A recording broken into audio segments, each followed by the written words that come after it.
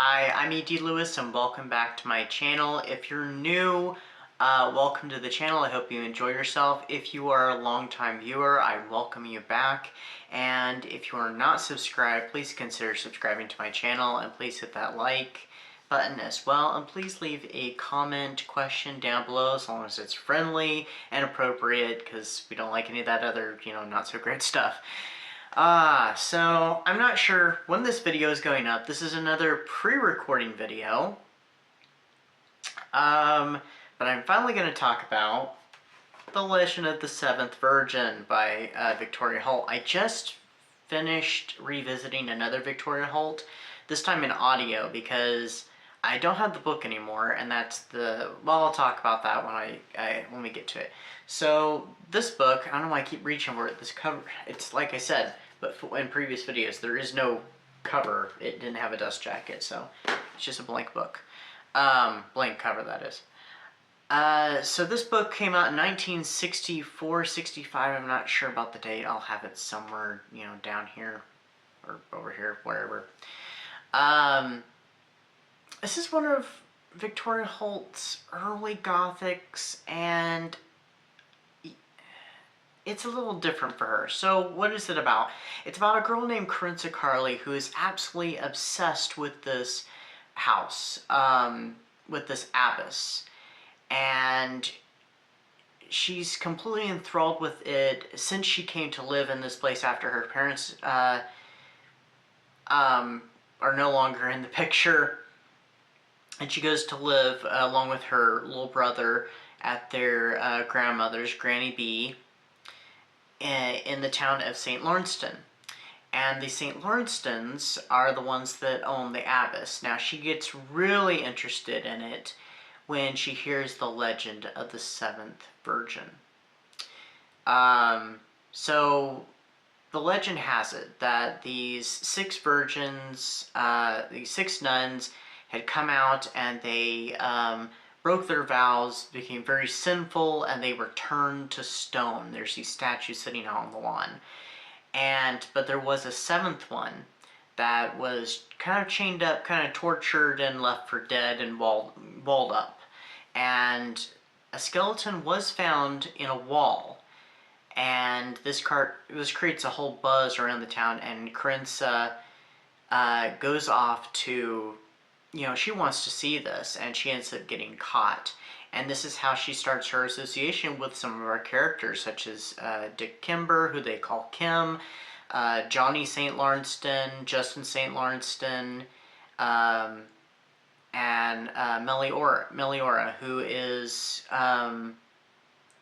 the pastor's daughter in the town, and she ends up becoming very close friends with her. Meliora ends up befriending her and kind of takes her under her wing. Through Meliora, this is how she learns how to read, and when she and her grandmother and her brother are going through tough times, Meliora is the one who kind of gets them, gets her work. So she ends up taking her on into her home and stuff, and Corinne ends up going to a masked party at the abbess, which, it's part of her dream, so she gets to see the inside and all this stuff.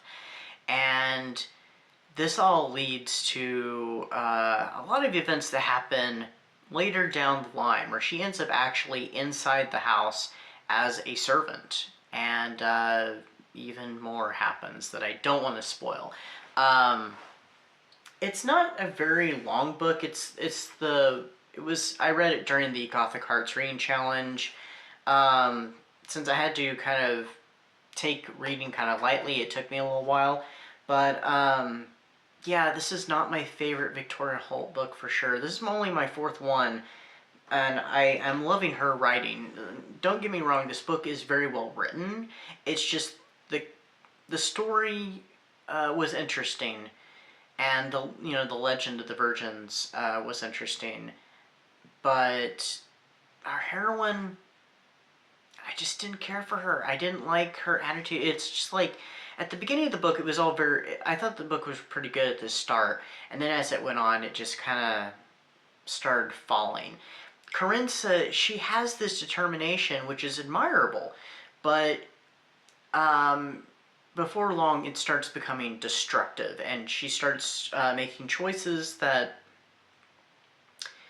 well, she starts making choices for other people too, behind their backs, and she makes certain choices for herself that are not great, and like I said, it's all very destructive, and it just doesn't go anywhere good.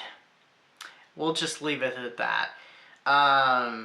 But yeah, definitely not one of my favorite Victoria Holts. I mean, it has the intrigue and stuff, and it keeps with a lot of Victoria Holton books where a lot of the very intense action happens toward the end of the book, and you get a lot of character, and kind of character development and world building at the beginning and stuff. Like a typical Victoria Holt. At least that's what I've noticed from her books.